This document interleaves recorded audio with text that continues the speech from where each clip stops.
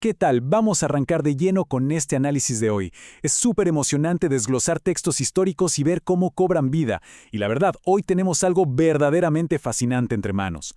Nos vamos a meter a fondo en el primer capítulo de Lamentaciones. Es un poema antiguo, absolutamente magistral, que habla sobre el dolor colectivo, los estragos de la guerra y esa sensación de pérdida total. Básicamente es una obra que logra estructurar todo el caos de la destrucción humana en un formato poético súper organizado. Así que iniciemos este recorrido y veamos de cerca la anatomía de una ciudad caída. ¿Cómo ha quedado sola la ciudad populosa? Esa es la frase inicial y, honestamente, cae como un balde de agua fría. Con esta apertura tan dramática, el texto nos transporta de inmediato a una escena oscurísima y sombría.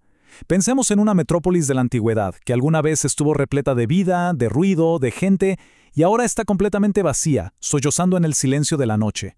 Es un comienzo crudo, sin filtros, que establece a la perfección la enorme escala de la devastación que estamos a punto de presenciar.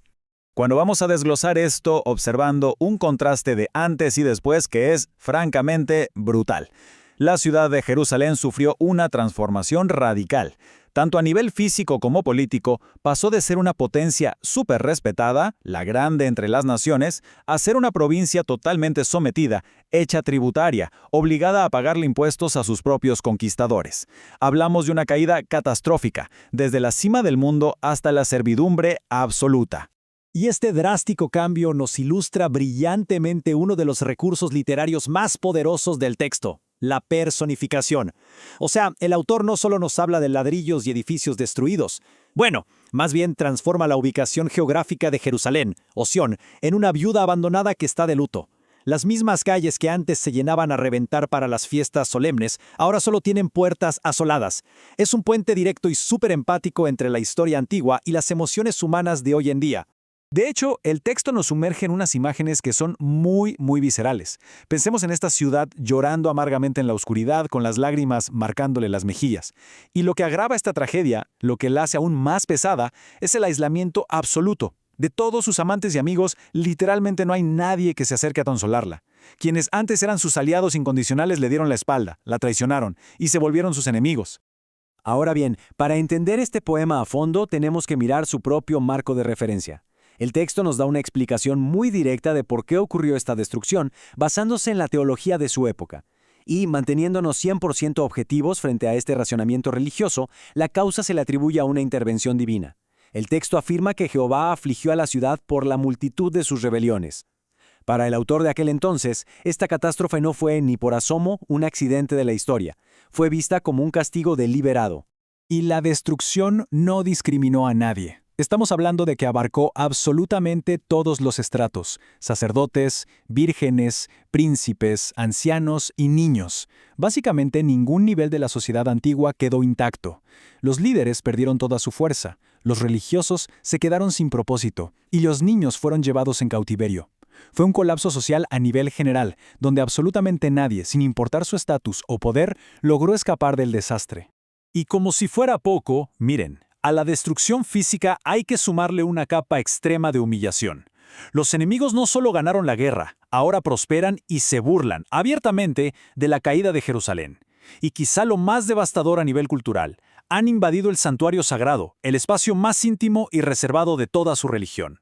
Todo esto mientras la población llega a un nivel de inanición tan crítico que terminan entregando sus tesoros más preciados solo por un pedazo de pan para poder sobrevivir. Y es aquí donde ocurre un giro literario espectacular. Hasta ahora, el relato venía de un narrador que observaba la ciudad desde lejos. Pero en el verso 12, Sión misma toma el micrófono. El texto hace un cambio súper dramático a la primera persona. La ciudad destrozada adquiere su propia voz y les grita a los transeúntes, rogándoles por una empatía profunda y respetuosa frente a un sufrimiento que, para ella, es simplemente inigualable. Justo en ese momento, el texto rompe la cuarta pared por completo. La ciudad herida lanza esta pregunta retórica al aire, exigiendo empatía, exactamente como lo planeó el autor hace miles de años. Así que al analizar esta historia hoy en día, la pregunta nos golpea de frente. ¿Nos conmueve este nivel de dolor colectivo? Es una exigencia emocional directa que, francamente, atraviesa los siglos.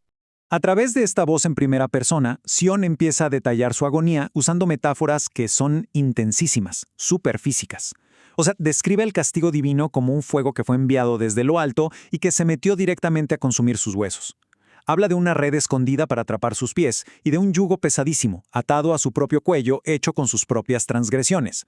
Es una imagen aplastante de fuerza debilitada y de un dolor que simplemente no para. Y el verdadero enfoque de todo esto es el costo físico, el peaje que cobra un dolor tan prolongado. Sión repite una frase desgarradora: mis ojos fluyen aguas. Resalta un aislamiento emocional profundísimo, porque el Consolador, esa única figura que podría darle un poco de paz a su alma, se ha ido muy lejos, y mientras tanto, sus hijos son destruidos porque el enemigo al final ha prevalecido de manera absoluta. Entonces, el punto crucial de todo este análisis es esta admisión de culpa, porque en medio de toda la desesperación surge una conclusión teológica y muy lógica. Sión declara: Jehová es justo, yo contra su palabra me rebelé. Es un reconocimiento de que dentro del marco de justicia divina que plantea el texto, ella misma es responsable de su destino por haber desobedecido.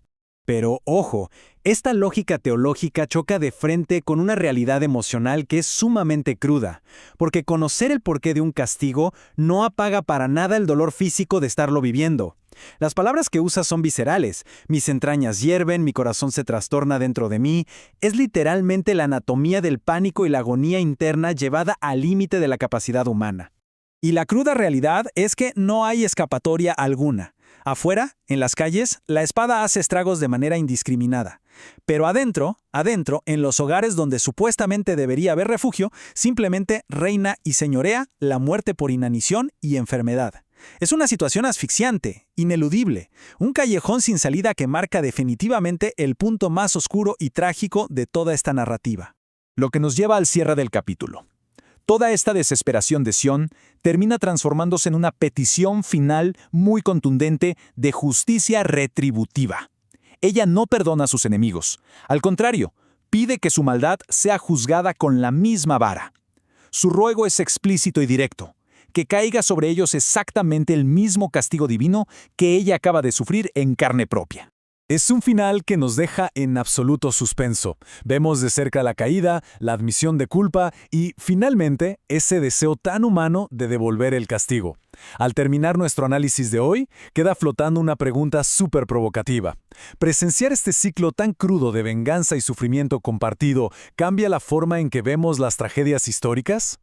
Es una tensión que queda ahí, sin resolverse, pero que resuena profundamente y que nos invita sin duda a seguir explorando los fascinantes laberintos de estos textos antiguos.